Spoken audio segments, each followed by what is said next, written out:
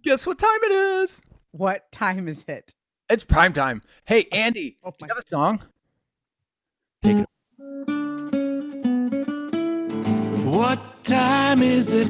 What time is it? It's prime time. It's prime time. What time is it? What time is it? Prime time. It's prime time. Oh yeah! Ladies and gentlemen, boys and girls around the world, it's it's it's Tuesday. And on Tuesdays, we talk about guitars, we geek out, we try to have a little fun on the show called Primetime. We ain't got no budget. Tonight's guest, please welcome Taylor Guitars wood buyer, Mr. Chris Cosgrove. Hey, Chris. Hey, everybody. And down in the corner, my corner, I say Lindsay Love. Hey, Lindsay. Hey, what's up, everybody? Everybody say hello to your humble host, Mr. J. Parkin on Prime Time. Dude, it's so good. It's still my favorite part of the show is when Andy jumps on and plays. You know, a few weeks ago, welcome to Primetime, everybody. Taylor Primetime, that is. It is the Taylor Guitars Guitar Nerd Talk Show where we probably talk too much. Nah. Right, guys? Fair. Yeah, we get yelled at sometimes for talking too much, but that's fine. That's fine. Welcome, Mr. Chris Cosgrove. He is the wood buyer for Taylor Guitars, so this conversation is going to get awesome. We're going to dive into this in a minute. The subject line tonight, the subject matter, where do Taylor Tonewoods come from? It's kind of a tongue twister, actually, say that. But anyway, Lindsay, what is up? How have you been? I've been good. I've been good. It's really been hot in San Diego, so that's Yeah, been it's getting challenging. cold in other parts of the I world. know. So I guess I'd rather. What would you rather? Hot? What would you rather? Hot or cold? Ooh, cold or not cold. I have to be careful about that because I lived in Michigan for a while, so not that cold. Hey, go Tigers! Yeah. Hey, the Tigers! For all you fans out there, the Tigers did in fact beat the baseball team of Cleveland this week. Once that was really exciting. I am wearing an Oakland A's hat because Mr. Cosgrove and I are both Raiders fans. That's right. And so 2 minutes of sports is going to get interesting because they are no longer the Oakland Raiders. So we'll go there. But hey, right now, Chris, welcome to the show again. But this is a little segment we like to call Hug Your Haters. Andy, do you have any music?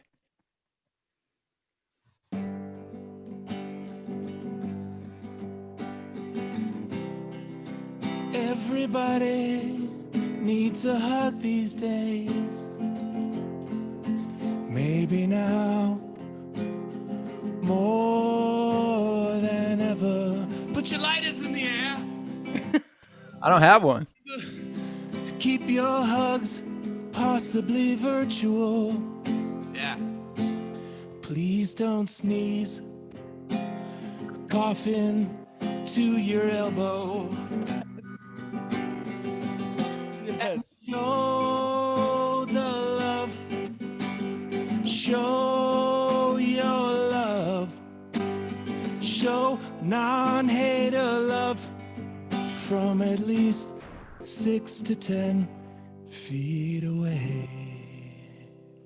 Or wear a mask or elbow. You know, it's the new handshake is the elbow, which I back. The I, elbow.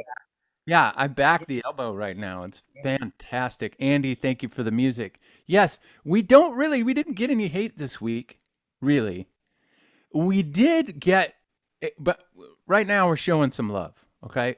We get emails from all sorts of people, and it's fantastic. We love it. We do have a segment, Letters to Lindsay, that came in, so we're going to get to that in just a second before we dive into the episode. But the hate was not hate, it was love. So we want to walk through it, all right? And we got this situation that says, I have watched all 17 episodes, all 17 episodes. Old.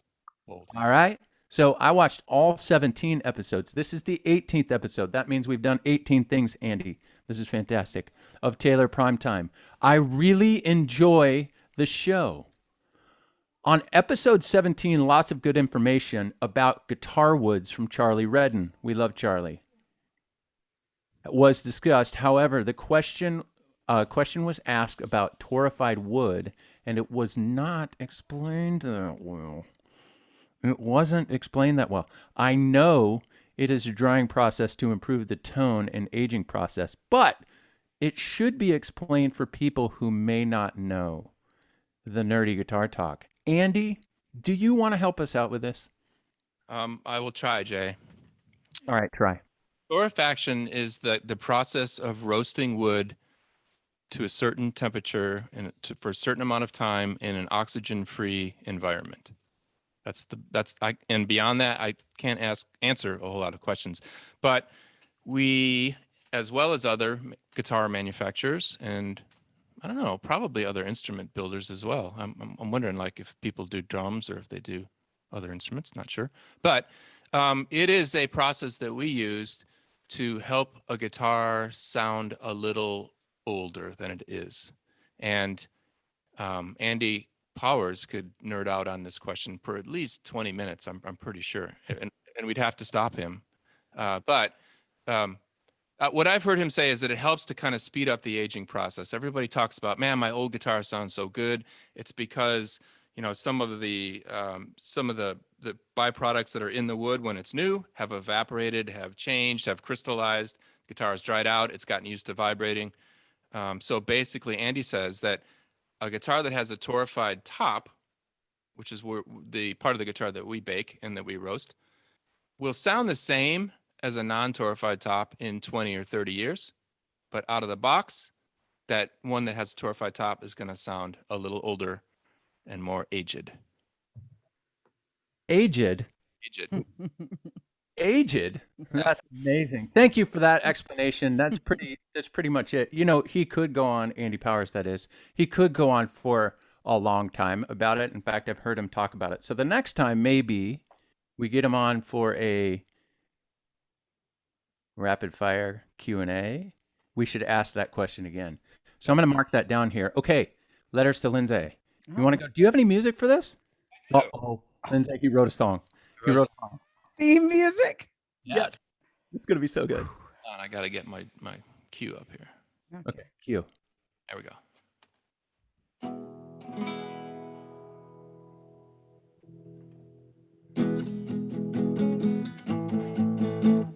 Letters, she gets letters, lots of letters, loads of letters. Lindsay, time to open your mail.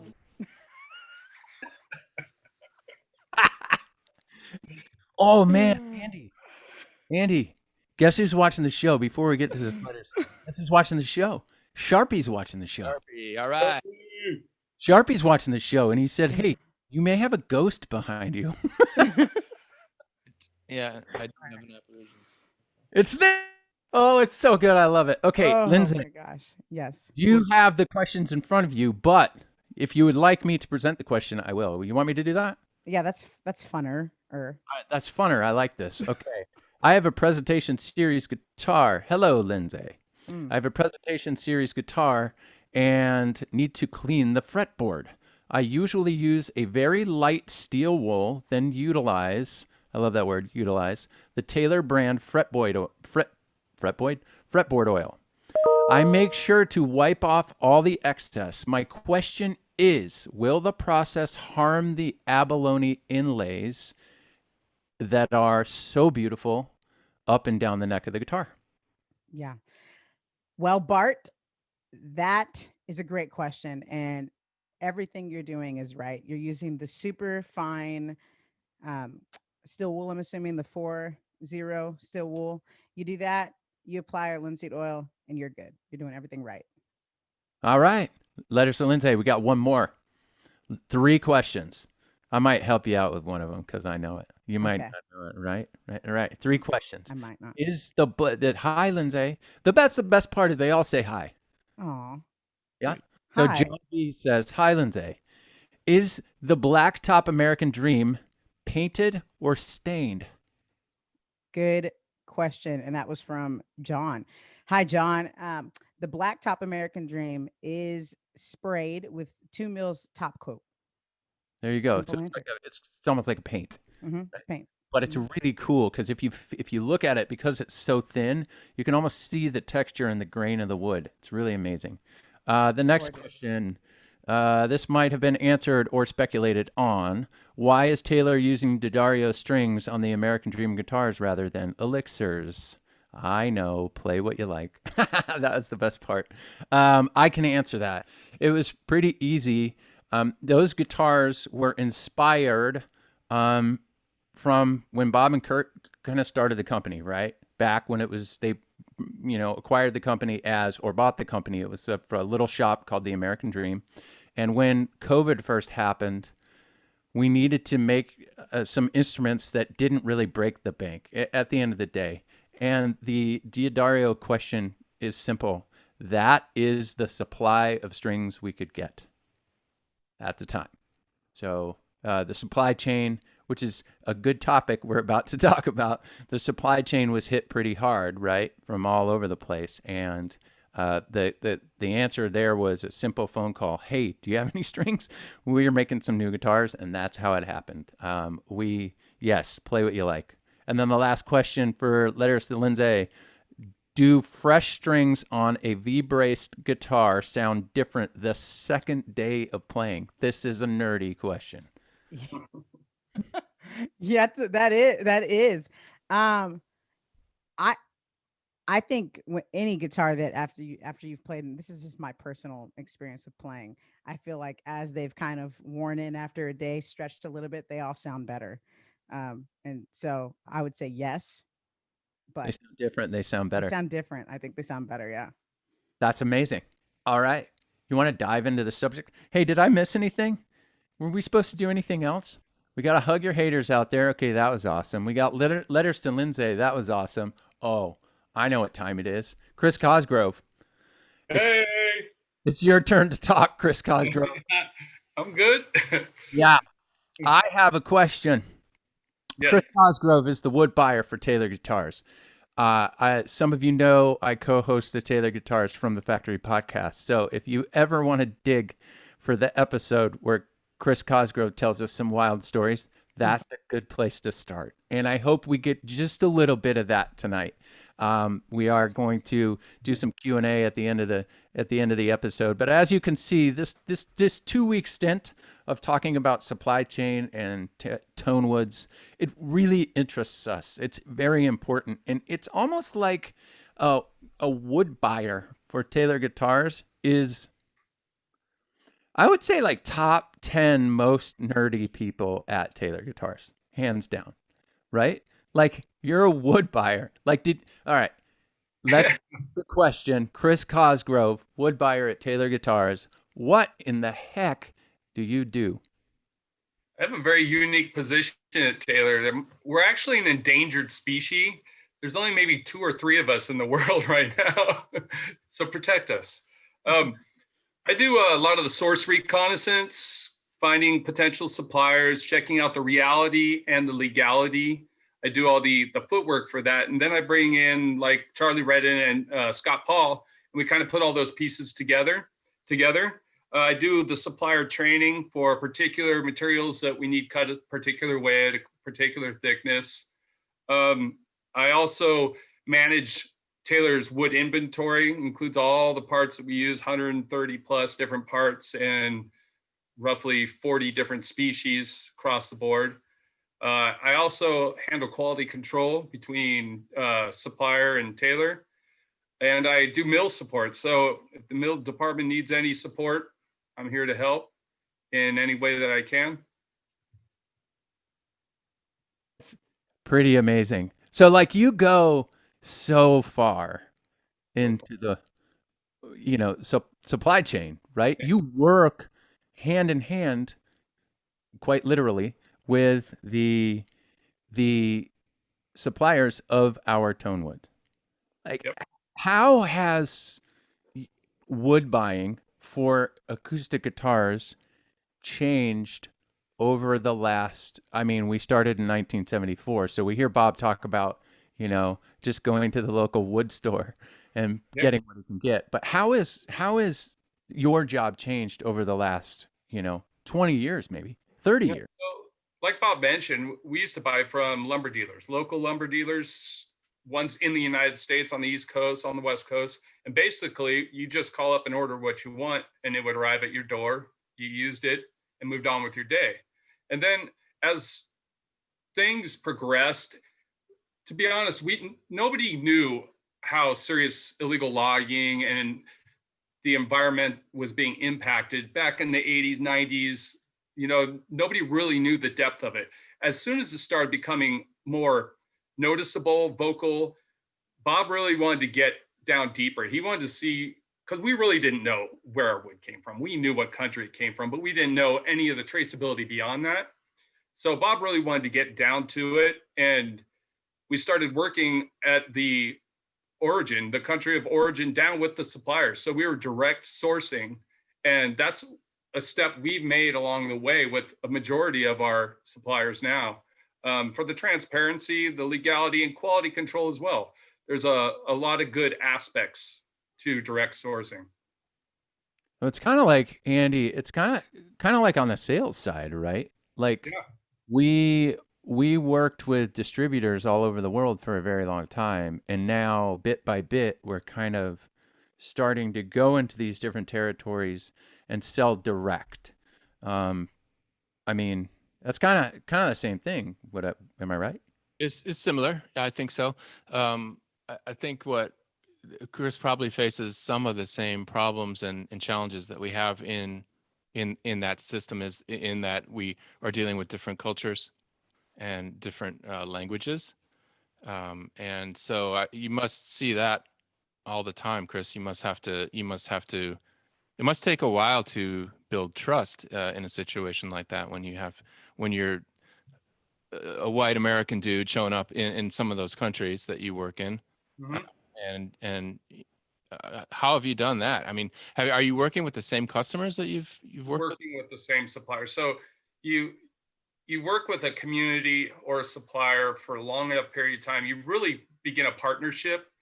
Um, you're symbiotic in the sense that they need you, we need them, and you build this relationship. For example, Gemwood, we've been working with them for 30 years. Some of our other suppliers, 20 years, 10 years, 15 years. And it's those relationships that make it easy to do the job. It's hard to start, but once you get it going and you build on it and you build that trust and that knowledge between the two of you, it's amazing partnership.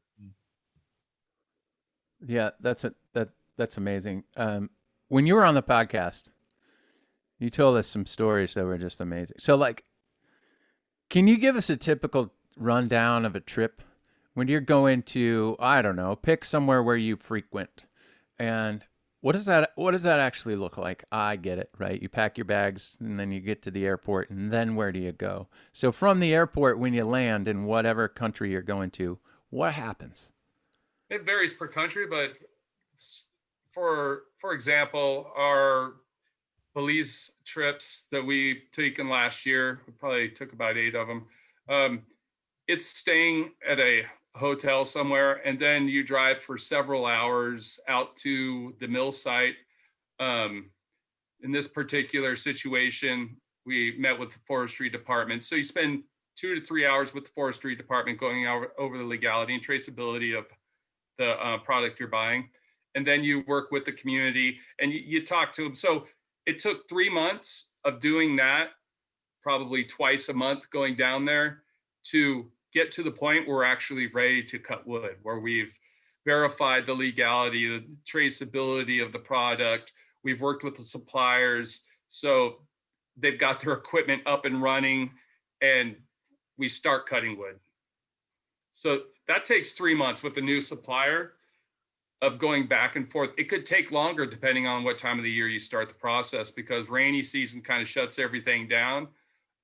So there's weather involved, there's equipment involved, there's people involved, there's a harvest season involved too, because they're not just cutting wood out of their forest. They're also taking care of the crops in the fields and everything else that goes on in normal life. Wood is just on top of all that.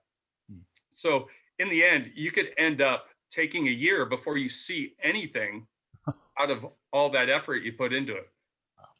And it's very possible, and it's happened, where a year's worth of effort goes down the tube because in the end, something fell apart that was unfixable. Oh, wow.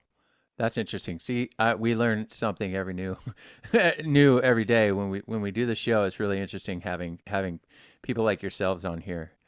Andy, I know you got something to say. Yeah, well, this is Chris. How long have you worked for Taylor Guitars? Right. 25 years. 25 years. 25 years. I was really excited about this, about having you on, because you've worked there for 25 years. I've worked for 15 years. This hour is going to be the most time I've ever spent with you since I've known you. Yeah, I kind of see you when you're in town, and you see me when I'm in town once in a while, and then we're gone. He's just like a secret agent, man. He's just I'm off to some Central American country to. It's totally like a secret agent, man. We tried to get a podcast scheduled with Chris for when we did the recorded podcast. We tried so hard, and it was like, yeah, I can do it after this trip, this trip, this trip, this trip, this trip, this trip, and that trip. Okay, we'll schedule it. We put it on the calendar. We're gonna hold you to it. That's amazing. Okay, so when you were a kid, yeah, I know when I was a kid, I was like, I'm gonna be a garbage man, because I thought garbage men were cool. I thought that job was legitimately awesome. We lived in Thousand Oaks, California, on a cul-de-sac, right? And I would watch the garbage truck come up, and like the dude hanging on the back, and he would jump off, and I was like, yes, that job's for me. And then, of course, you're a kid, and you're like, baseball or basketball or whatever else. But yeah, that didn't pan out. I'm glad I work at Taylor, so we're happy here. Music, I found music. Oh man, when we all found music. But when you were a kid, did you say, I'm going to travel to all over the world and source wood for a guitar builder? No, I wanted to be a herpetologist, but there's no money in it. You can't survive on that. No. That's amazing. So how did you get to Taylor, and then what was you and then I want to go back to the forest, but like it's just so interesting. Like we're super nerding out. I'm probably gonna get a text later from Bob, and he's gonna be like, "You guys were like four nerds in a soup kitchen." Like, you know what I mean? Like what? Like, whatever. Anyway, so we'll come back to that. So we're back in the forest. You're having your thing. You're doing your thing. You once told us that you really like to go catch wild creatures or find. Will you talk to us a little bit about this? I'm well known for jumping out of moving vehicles because there's a snake, a lizard, a scorpion, a tarantula, running through the forest and just disappearing for a while. When everybody else sees animals, they're running the other direction. I'm running towards it. It's common knowledge everywhere where we buy wood, and it doesn't matter where it is. If I see a spider, an insect, a lizard, a snake, I'm gone. It's mine for a minute. What is the biggest creature you've ever wrestled? Well, funny story. Last year in Belize, we were waiting to meet with the community. We were walking through this riverbed, and there was this 6-foot vine snake. Now, in length, he was really big. They're really skinny snakes, and they're like mildly toxic, not like to where it'd kill you. And I saw that, and it was in a really bad area to catch snakes because it was all boulders and rocky, but I didn't think about that. So I went after the snake. I ended up falling on my back with this big snake in my hand. The snake fell on my chest. Snake was like as scared as I was at that moment. We were face to face. I got back up. It swung around. I injured myself, and I let the snake go because I didn't want to hurt the snake. But I lost that battle. Okay. Lindsay. So Yes. you get a new task, and you got to go with Cosgrove Mm-mm. to a faraway land Do you jump out of a Jeep and run and wrestle a snake? Yes or Okay. no? No. Are you kidding me? There are so many things I could say. Some could probably get me in trouble. I don't know. No.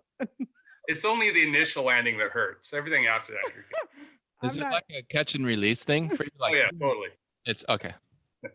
Is No it? way. Is it? What's the most dangerous creature you've ever held in your hand? Coral snake. Oh.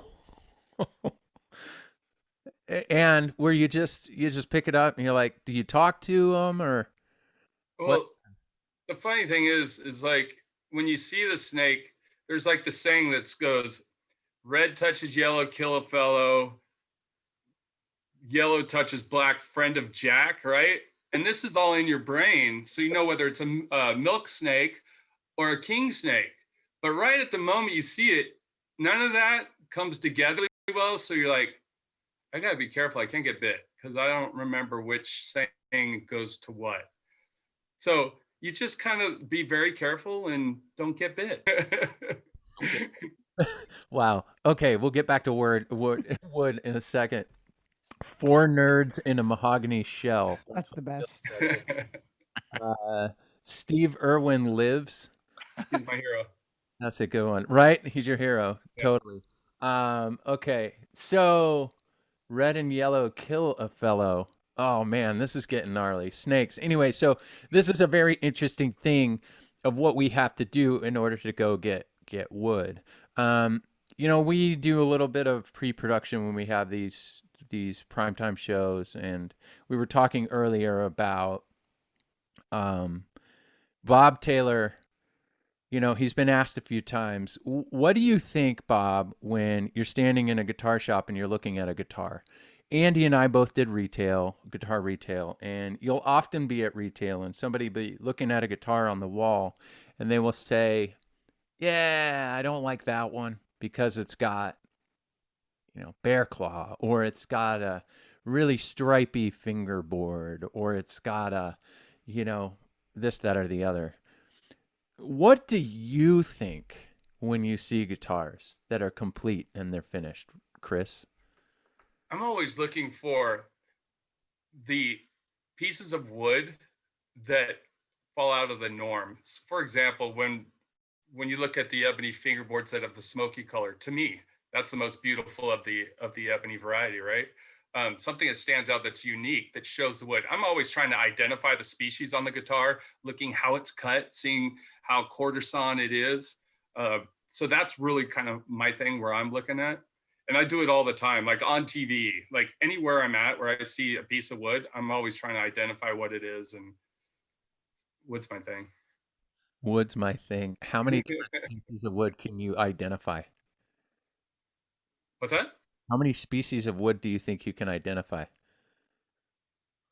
Oh man, maybe 50, but most of those would be music Tonewoods, right? Andy Powers got me beat though. Yeah. Really? Yeah. Oh yeah. Yeah. Have you ever gone on any trips with Andy? The temperature it was cut in.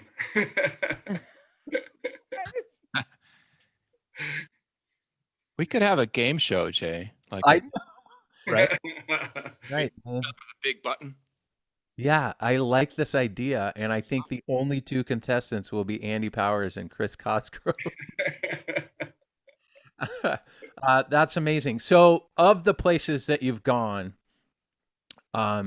you work with these suppliers, you've gotten to know these people. It's almost like they're family, right? You've said before that we've grown with them, and you've grown with them. What is the most? What is the like your most loved trip? Where is the place that you've been that has just been, oh, I want to go back? Man, that's super hard. We're very close with a lot of our suppliers, and we've been with them so long that it would be hard to pick one more than another. When you spent 10 to 15 to 18 years working with someone and closely working with them, I mean, you're starting out for months and months, together, and then working with each other over email, over the phone. It'd be hard to pick one. I would think my first would be Honduras, because that was my very first trip, and I spent some of the longest times with those communities that I miss a lot. Very good people. And I got to see their kids grow up. I got to see their kids graduate from college, and come back to the community. To see all that type of thing is it's kind of amazing. You kind of share a part of each other's lives during your business together because you're so close. Yeah, that's amazing. All right, so that's kind of it in a nutshell. Our Tonewoods come from all over the world. Let's go back now to Taylor, and I know last week we had some R&D questions and like what goes into it, and so I'd love to hear these. You discuss that for a little bit, and then you know what, guys, we'll go into the Q&A because we got a lot of good questions tonight, and the feed is blowing up about Steve Irwin and snakes and all sorts of different questions. It's going to be good, of course. Paul Tobias is telling us the score of the Cubs game because that's what he does every week. We turn this thing into a baseball live news feed, but it's all good. Anyway, so now we're going back into building and guitars, and there's a question in the feed, and we might just dive into the question, and that can kind of stem some of the discussion. But Evan Smith said he's got two questions. Do you see Taylor using different colors of eucalyptus for fretboard and bridge? And so before we answer that, let's go into what was that like when there's a scenario where Andy wants to build with something new, or product development is thinking about, adding a tonewood to the flavor palette, if you will. How does that work for you? That's where kind of the reconnaissance goes in. Depending on what the species is, you need to look at the reality of being able to get it on a long-term basis, ensure its legality, traceability, ensure its usability, right? So you got to test it. So let's say you find the species, you've confirmed all that. Now you got to go through the testing process. Okay, the testing process can take months and months, depending on what country it's coming from, or has to go to be processed, depending on what the process is. So from the time you begin to the time you actually come to a determination, it's a lot like sourcing wood, right? It could take up to a year. It could take longer to develop that source to be able to sustain your level of production. So there's a lot of complicated parts that go into that. So you're looking at a year's worth of work, minimum. Wow. Andy, you were going to say something. I saw it.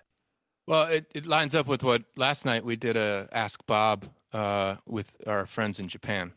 Mm-hmm. And they were talking about why eucalyptus now instead of because you have an ebony mill, and it lines up with exactly what Chris is saying, is that Bob explained it last night is we need to use more than one particular species if it's possible because of exactly what he just said about processing time, making sure that there's enough supply, all the things that go into it. And that's how he explained eucalyptus last night. He was saying about, we love ebony, we own the bill, yes, but there's no reason if we have another wood that we can use that we should use it. And it's better for everybody in the long run. So that's amazing. So let's go to the question then. Do you see us using different colors of eucalyptus?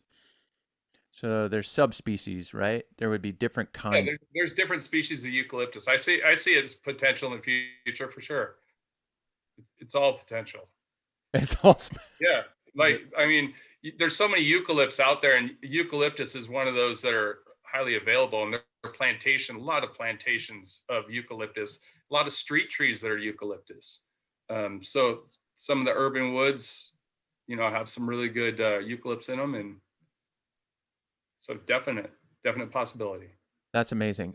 So before we go into Q&A, I want to put you in a scenario. I was in a conversation with Andy Powers once, and he said, you see, people like me, and he said this, and Cosgrove.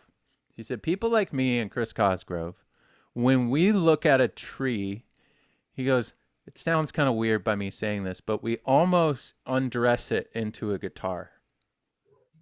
Is that a thing? So you That said is the thing. you're always looking at guitars. Like when I drive, up the freeway and I see some jumps or something like that, some hills. Grew up on motorcycles, so I'm like, oh, I could jump that, or I could do this. So when you see trees, are you like, ooh, that could make You could visually dissect it in your brain and exactly like that. That's amazing. This is nerdier. This is so nerdy. It does not get nerdier than this. So, ladies and gentlemen, watching this show, we took you all the way back to the people who look at trees and think about guitars. You think we're bad? He's got all this studio stuff in his house, and I got guitars and stuff. And I mean, it's just like, and Lindsay, I mean, we talked about guitars. I put it 812 CE in Lindsay's hand for some video, and she was like, ooh. And like, she just was like drooling all over it. It was amazing. And then you go to Cosgrove, and he looks at a tree, and he does the thing. This is awesome. Anyway, we got a lot of good questions tonight. We all have some of the questions, so I think what we'll do is we'll just cycle through. Lindsay, do you want to start the Q&A? And some of the questions that we get may not be all Tonewood related, so we'll kind of raise our hand and take the answer if we know it. How's that? Cool. Sounds good. All right, go for it, Lindsay. Absolutely. Let's see. It says, Chris, this is from Michael. He wants to know, this is kind of a more life question, but have you ever been in danger while on your trips abroad? Wrestling. Right? There's been times where it's a little dicey, but it's all good. It's all part of it. Yeah. Dicey. That's awesome. Dicey. Well, you got to listen to Chris's podcast. He dives into some dicey. There you go. That's So, exactly. all right, Andy, do you have any question? I have a question of my own that I just wanted to follow up on from the last statement. Like, if you let's pick a species that you're real familiar with, that you've commonly explored in its natural habitat, like in the jungle. Okay, so can I say mahogany? Would that work? Okay, so when you're doing that, maybe it's a long answer, but if you can give us the Reader's Digest version of, if you look at two mahogany trees, what about one of them would say, yep, I can undress that one, and that's a good guitar tree, and that one's not going to work? What's something that the common people here would understand about how you know that? On a mahogany tree, one thing you want to do is, the bigger they get, they start to rot out in the center. So you want to bump the trunk to see if you get a solid sound or a little bit of an echo. So that tells you how solid the wood is. Also, it's the clear up to the first set of branches, any defect damage that are outside of the tree that are visible. Certain bugs around the tree can also give an idea of any issues. That's the main stuff. Also, a broken top that could allow water to leach in, which could also affect the color, which isn't as much of an issue, but it could lead to rot too from the top. Wow. So the first time you tapped the bottom trunk of a tree and somebody's like, can you hear that? And you're like, no, I can't. How do you learn that? Like, where do you learn that? You learn that from guys that have been doing it for 50 years, and you're sitting out in the forest, and that's exactly what you do. Is they'll bump the side and shake his head, and then you're asking why. He's like, it's got rot. I'm like, how do you know? He's like, listen to it, and you're like, all right. And then you go up to another tree, listen to this one. You get it. You get it, because you're like, there is a difference in sound. It's a significant difference. So it's like, you would never have necessarily thought of that on your own until you cut one down. And you're like, oh, that one's rot. I wonder how I'd figure out how to know that before cutting it down. Doing the job for years, and you pick it up. So good. I'm going to start knocking on trees now. To act like what's up, right?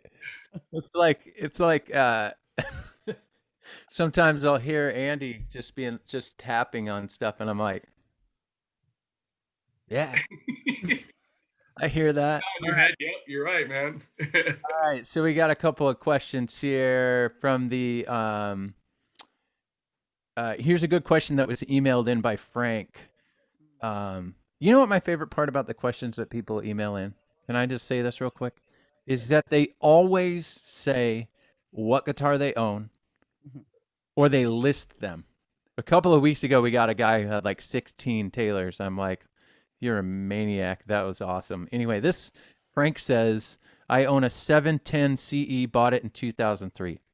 It has Engelmann spruce. It has an Engelmann spruce top. Absolutely love the sound. My favorite guitar, hands down. I see that you no longer offer this Tonewood. What happened?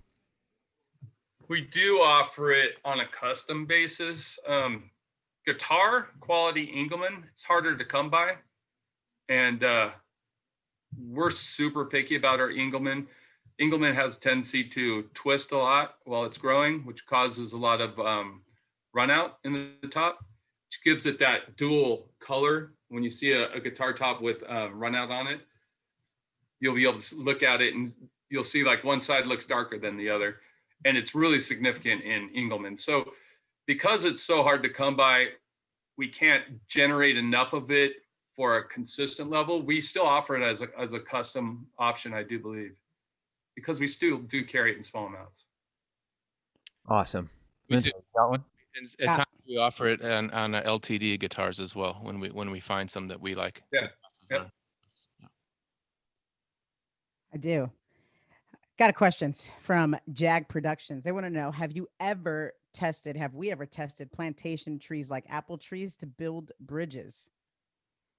No, we have not. We have tested some other species that are orchard type trees, but it's also getting the amount. So even if, say, an apple orchard tree was an ideal part for, let's say, a bridge, then you have to source apple trees. And people don't just cut down their whole entire orchards to supply you with bridges. And apple trees grow kind of slow, you know? So there's all this thought process that goes into it. We know species that do work, but then you got to find the availability and the reality of using that long term. It's amazing. Andy, do you got one? If not, I got one. Yeah, I got a question. This is actually one I'm going to throw at Lindsay. This is from John, who says, I have a Robert Taylor acoustic guitar, R. Taylor. Really like the guitar, have had it for about 5 years. However, the first 5 frets need to be replaced. Not sure who to trust. I know you can answer this one. I can. Yeah. So you can contact customer service and they can either guide you to a service center certified around the area you live, or you can always send it back to our factory service center and we can take care of it for you. There you go. Cosgrove, I got one from the feed. Right. Craig says, how did you learn your job? I started in the mill department and I worked a lot with Bob Taylor. I would say a lot, if not most, of my knowledge comes from Bob Taylor and the rest from learning trial and error. So 25 years ago, you were cutting wood. I was the mill department for all intents and purpose. I forget, right? I started when there was like almost 1,000 employees at Taylor. 25 years ago, there wasn't that many. Lindsay, do you got a question? I met you in the mill department. Yeah. So I remember you back then. I Yeah. remember you. Yeah, I have a 2-part question. Well, from 2 different people, but I think this one's worth addressing. Phil wants to know, is it just him or does Chris look remarkably similar to Bob Taylor? What do we think, guys? Dude, it's Bob Cosgrove. Chris Taylor. You know, we should have Tim Godwin on here sometimes. You know, we had Yes. Godwin is our director of artist relations, and sometimes he's confused with Bob Taylor. In fact, I have a funny tour story. When we were able to give public tours, I once was giving a tour, and Tim Godwin was getting into his car, and he drives a Prius, right? Oh, at the time he was driving a Prius, and he was getting into his car, and I hear this person behind me going, "Oh my goodness, it's Bob Taylor," right? And we walk in, and Bob was holding the door to the milling department. Bob himself was holding it open, right? And we walk in, and someone was like, "Hey, did you guys see Bob Taylor in the parking lot?" And I was like, "Nah, that was Tim Godwin. Bob Taylor was holding the door for us." It was awesome. Oh, good.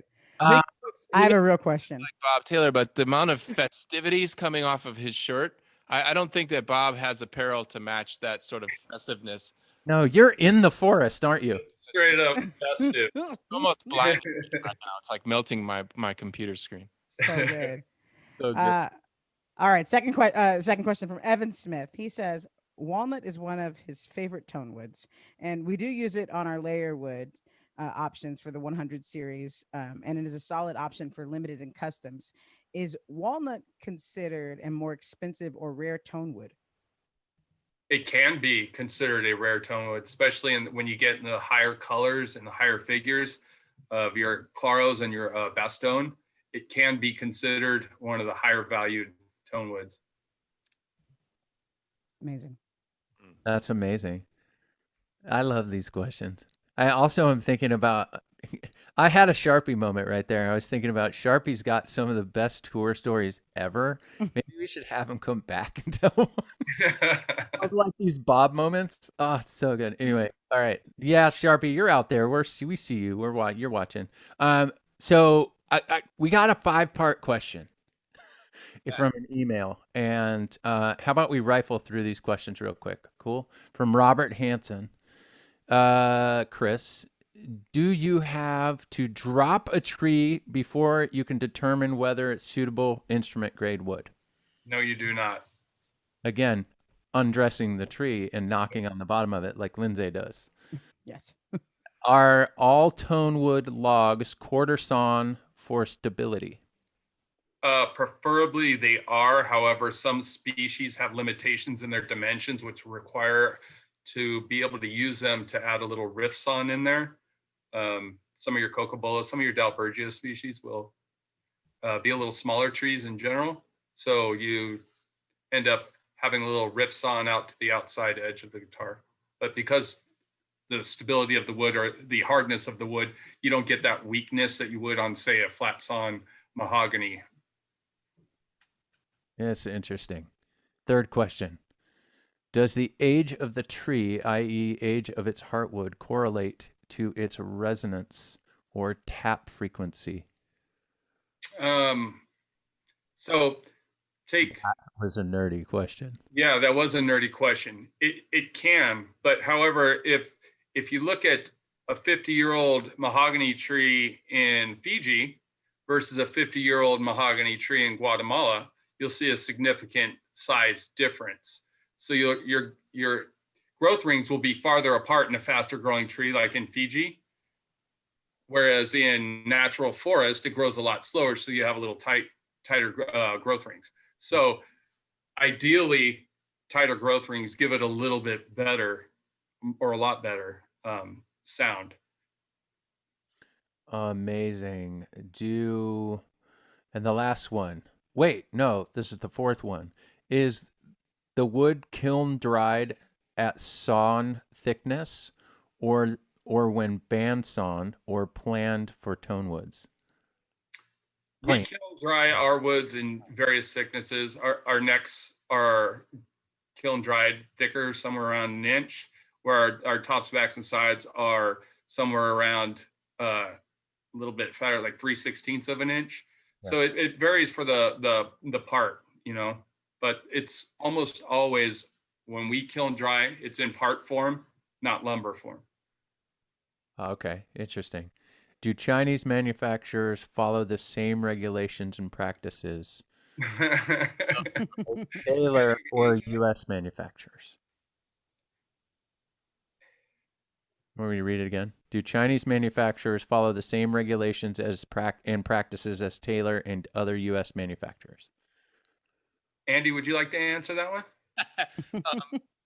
I think the answer is who the heck knows what's going on over there in some of those factories. And I would probably say no, that they do not follow the same procedures. All right, cool. In a rapid fire way, Jay. That's what I would say. That was a rapid fire way. Okay. Answer the question. All right, cool. So we got that. Anybody else? Lindsay. Yeah. Oh, Let Andy. Thank you. Yeah. This is from Ron, who says, what is the current and near future outlook on the supply of East Indian rosewood? The current is good and the future is good because 90% of the rosewood that is harvested is coming off of tea and coffee plantations as windbreaks, sunbreaks, and a very small percentage comes from actual wild forests, and that's only when, say, the government's doing some reparations or clearing a small area, and it's all controlled by the government. So all the sales of rosewood are government controlled. It's a very unique system, and it's well done. It's super well done. So it's good. It's good to hear. Yeah. Very nice. Lindsay. Yeah. Okay, now I got to find it. Hold on. I got a short one. You go. I find it. I got a short one. Ready? Harry says, what is neo mahogany? Neotropical? Yeah. So we use neotropical to separate the difference between like Fiji mahogany, which is the same species as what is considered neotropical, Sweetenia macrophylla. So in order for us to separate in-house the difference, we call one Fiji and one neotropical. And that's anything that's kind of grown right along the equator there in Central and South America. Internal marketing. They consulted the marketing department and then named the wood species. So good. All right. Got one. Here we go. Harrison would like to know, is there any way to determine whether a wood will be a top or body just based on its sounds just by knocking on that tree? Undressing the tree. Undressing the tree. You could undress it in the part. I may not always know where you want to put it. Yeah. But, yes. Very cool. We got a couple more questions in here. Andy, do you have any? I do. From David Smith. David wants to know, he says, I know Taylor Guitars uses different woods on the soundboards of GS Minis. Do you think Taylor would consider providing a Mini with a cedar soundboard? Between the mellow and sound of the cedar and the size of the Mini, I would buy the first one I saw, he says. So I don't see why we wouldn't sometime in the future consider that. Cedar's a soft wood it's complicated to work with because it does ding and dent so easily that we're careful where we use it. And cedar, believe it or not, is good, real good cedar for tops. It's hard to come by. That would be a cool sounding guitar, David Smith. Would be a cool sounding guitar, actually. Cedar's great. Lindsay, I got a question for you. Drop it. Like, I'm about to. Yeah. Ready? Frank writes, I am a proud owner of a Taylor 414 CE, which was purchased in 2004. Where the neck of the guitar joins the body on the back, I've noticed some separation. The plastic piece that looks like a guitar pick, white in color, is that a concern? What would you suggest to close the space? Small separation, perhaps some kind of filler? I think he's talking about the heel cap. Yep. Okay. And there's space between the heel cap and the body? Or did he say there's space between the heel cap and the actual neck? Maybe between the actual neck, yeah. I would just suggest that he gets it to a shop and get it looked at, to have it sent in to us. If he especially if he's the original owner, we'll look at that. But either way, whether he's the original owner or not, send it, call customer service. We would gladly take care of that for you. That is a good answer. Yeah. Yep. Andy, do you have any more? No, I was just thinking, I was still on the last question. I'm slow tonight, Jay. I love when you're on the last question. Is he talking about the putty, Lindsay, perhaps? Well, that's what I said. If it was between the heel cap and the body, it just might be the putty might have the putty might have kind of Yeah. dried up, and it could just because his angle is pulling a little bit, which he still would need a setup. So he should still send it in. Right. Mm-hmm. Great. How many times a year should you get your guitar set up, Lindsay? I wouldn't put a number on that. It's just a matter of there's certain things your guitar talks to you. Your guitar talks to you, and you know. It's just if you're feeling like, man, this is harder to play, your action's probably high or whatever the case is, probably needs a setup. If it's buzzing, you're like, oh man, this is not sounding very pretty. You probably need a setup, and so your truss rod adjustment. So you just got to know your guitar. That is amazing. All right, question for one of you. Which tone wood do you personally prefer, mahogany or rosewood? How about Lindsay?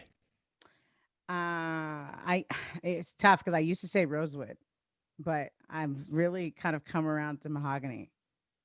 So, Andy, Yeah. rosewood, what?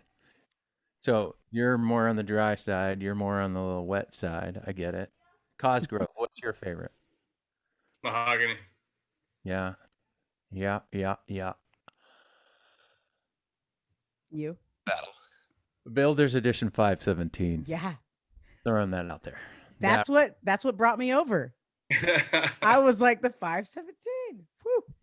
Yeah, I would say mahogany in this one too, but that's just me. I really like rosewood a lot too. So I'm gonna be the Libra in the house and like a little bit of everything.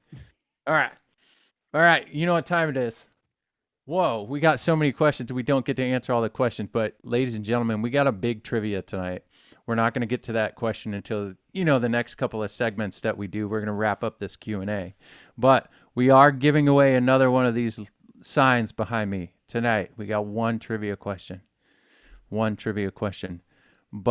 we do a little segment of the show, and as you know, last week was the first week we didn't have our beloved Chris Sharpy on the. Hey, by the way, did you know you can get Taylor guitars, every Taylor guitar model in left-handed, except for the Builder's Edition because we haven't figured out the tooling yet or something like that. But Sharpy, we love you. So we got Sharpy's question, Yep. and this week I think Andy is not only going to sing us a tune for Sharpy's question, but he's got Sharpy's question. Is that right? That's true, Jay. All right. Before I do that, I want to add one little thing I'm going to go off script here for a second. And yeah, I know this is your show, so No, it's your we joke about hug your haters and show the love, but I want to share a little love that we got back, our little no budget show. This is from one of our watchers or our listeners who took the time to write me a letter. Charles, thank you very much. Charles, you know who you are. He describes himself as right-handed and left-eyed, which is interesting. But Charles took the time after watching our show on picks and strings and mailed me a cool walnut pick and a cool maple pick and a cool glass pick that he thought I would like to try. So thank you, buddy. Appreciate that. Thanks for watching the show. That's amazing. Pretty cool, huh, Jay? That's really great. I haven't gotten anything yet, except for the joy of hanging out with you guys every week and everybody watching the show. And I actually get to answer questions like when people email. I'm like, yeah, I'll email back at midnight. I don't care. This is fun. I love it. This is favorite time of the week, and we're glad that Sharpy's watching. So before Sharpy's question, do you have a song?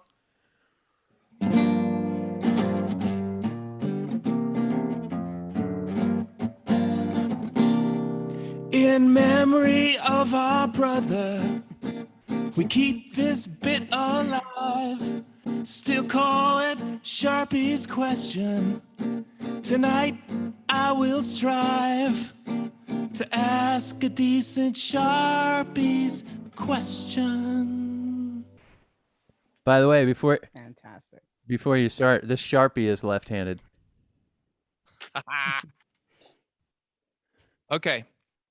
Chris Cosgrove, you have spent a lot of time, and I'm sure that you are looking forward to the next time that you get to go on another trip. You've spent a lot of time out of the country in a lot of places that none of us will ever go to or have the opportunity to visit. So when you come home from a trip or when you talk about your job or your experiences, what would you like people who never have an opportunity to travel to where you go, what would you like us to know about that land or those people, or what have you learned about that? What I've learned is you need to get out and travel. The cultures, the people that are out in the areas where I travel, it's amazing. And what they do to take care of their environment is amazing. And a lot of that effort is unseen. It really is. It's, we always hear about the bad stuff, illegal forest operations, illegal logging. And there's these small communities of indigenous people that are working their butts off to protect what's theirs and what's rightfully theirs. And nobody ever really gets to see that. And it's those kind of operations that give me so much hope, because it's one of those things where Taylor Guitars gives me the opportunity to go and experience this, and you should get out and be able to experience it too and see it, because it's amazing, and it gives you hope for our forests and for the planet. It really does. And for all the pythons and there's some cool snakes out there too, and spiders. Anyway, all right. Next segment we know the deal. I'm really thrilled about this next segment. We call it 2 Minutes of Sports. This is where we turn the Guitar Nerd Talk Show into a sports show for 2 minutes. Andy, take it away. This is Jay's favorite part, his own show he'd like to start. Now we depart into 2 minutes of sports. That's amazing. Check this out. In the feed, Paul Tobias, he hangs out with us every week, right? Downers Grove, Illinois. A wonderful guitar shop. You should go there. I've only seen video, but you should go there. Thanks for the video, Gabe. Anyway, he's saying I should put a trash bin on my head instead of this Astros hat. It's an athletics hat from Oakland, my friend. Come on. Anyway, all right. You, Mr. Chris Cosgrove, you are a fan of the Las Vegas Raiders, or as we've known, the Oakland Raiders. And I got a couple of questions. One question is, do you by chance know who won the game last night? Yeah, Raiders. That one's for Aaron Dablow because he's a Saints fan. Oh, yeah, definitely. And so is Sharpy. Hey, Sharpy, the Raiders beat the Saints. All right, that's my first question. And the second question is, who is the greatest defensive lineman of all time, number 75, and he has the best hair on the planet? Oh, long. Yes. See, these questions aren't hard. These questions, we just want to talk about sports for 2 minutes. This is the greatest hair on the planet. Total greatest hair. All right, great. I'm glad that you're a Raiders fan. I love the Raiders because you know what? You know what? I have been a lifelong Lions fan, and I fell in love with the Raiders once. And the Raiders give me a little hope sometimes. All right, so we're going to get into some trivia now. Andy, did you have the trivia question tonight? I did. Do you know the answer? I think I do. Yeah. Okay. So we're just doing one trivia question tonight. But before we start, last week, our winner won 2 weeks in a row. And so if you remember who you are last week, and you were the second person to answer the question, email us. Email us at primetime@taylorguitars.com, and we will hook you up with a little gift. And that was reminded to us by our friend who won twice in a row. So the rules for trivia on Primetime are, there's one rule. Gabe O'Brien cannot answer the question. That is the rule. Oh, and Tobias probably shouldn't answer the question either, but Well, maybe he can. It's fine. And Sharpy, if he's watching Sharpy. still. Sharpy. I mean, Sharpy can't answer the question. Nah. Okay, so now we have more rules. Now we have 3 rules. Anyway, all right, Andy, do you have the trivia question for tonight? Here's how it works. The first person to answer correctly in the feed wins one of these signs behind me. Wow. That's a good one. Andy, Chris, Lindsay, you can't win either. Okay. I don't have one of those. Good I week. don't either. This is the cool one. It's the one it's LED, so you can turn it up and down. Nice. Anyway, all right, Andy, you want to go for it? Yes, here's the question. Bob Taylor is well known for developing the advancement of his guitars using CNC machinery. Who was the first guitar builder or designer, luthier, who showed Bob and told him about CNC machinery? Oh.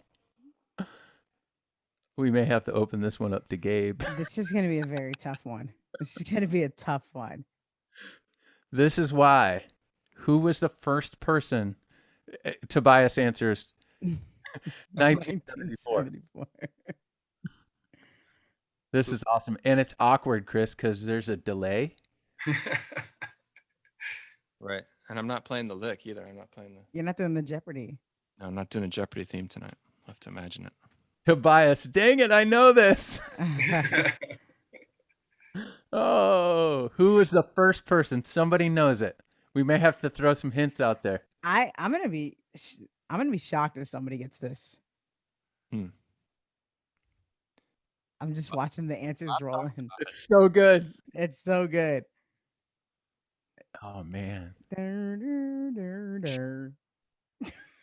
somebody knows this. Somebody's gonna know it, but I'm gonna be shocked. It is in his book, I think. Yeah, It is in his it is book. in his book. So if you've read his, yeah, there it is. The Google is going crazy right now. If you're, I don't know. There's some good attempts to this question. There are some really good attempts. I don't know that. Should I give a hint? Give a hint. Yeah. It is a guy who is known for electric guitars. There you go. Yeah, there you go. Ooh. Give it to Gabe O'Brien. Evan says, give it to Gabe O'Brien. Someone was getting warm. Someone was Right. getting really warm. Someone got really warm, but no. That doesn't help. Oh! anyone out. Oh, Freedom to ignite. Freedom to ignite. Tom Anderson. That's it. Freedom to ignite. You did it.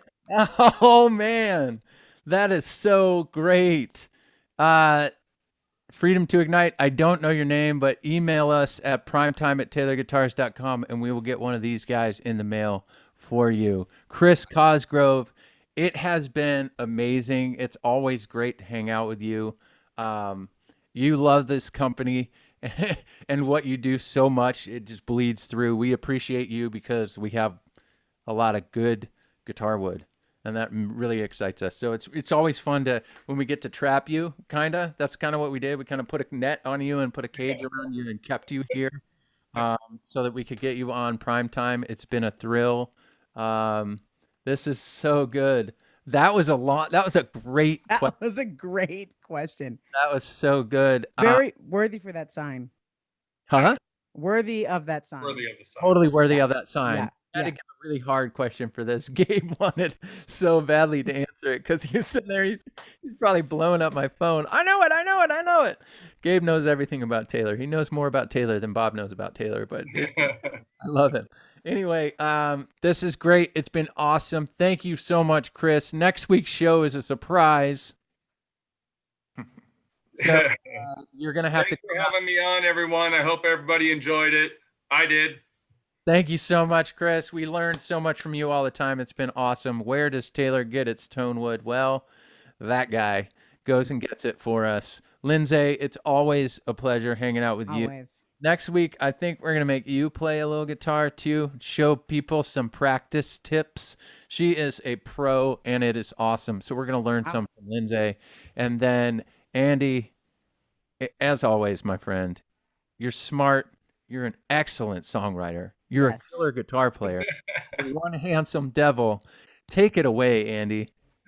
Thanks, Jay. We appreciate you guys. Thanks for watching. What was it? What was it? It was prime time. It was prime time. What the heck was it? What was that? Well, that was prime time. Cosgrove's been in jungles and forests around the world. He's seen a lot of guitar trees, more than the average boy or girl. Catching wild animals, that is always the main plan. Thanks for being on our no budget show, even though you're a Raiders fan. It was prime time. It was Tuesday. Thank you, Chris. Thank you all. See y'all next week. Prime time. Sure. Love you guys.